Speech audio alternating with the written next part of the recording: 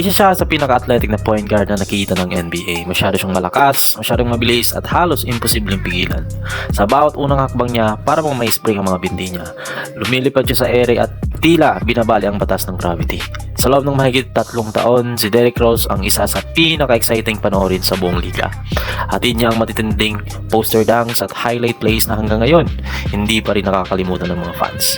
Pero sa unang laro ng 2012 NBA Playoffs, biglang gumuha ang lahat. Bumagsak si Rose sa sahig habang hawak ang kanyang tuhod. Kitang-kita ang matinding sakit sa kanyang mukha. Sa gabi ngayon, natapos nga ang Derrick Rose na kilala natin. Oo, naglaro pa siya ng maraming taon.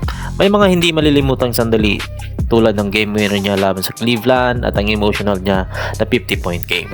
Pero ang dating MVP na sumindak sa NBA, hindi na muling bumalik. Hanggang ngayon, isa pa rin ito sa pinakamalaking what if sa kasaysayan ng NBA. Dahil kung nanatiling healthy lang si Derrick Rose, malamang sa malamang, isa siya sa 5 pinakamahusay na point guard sa NBA.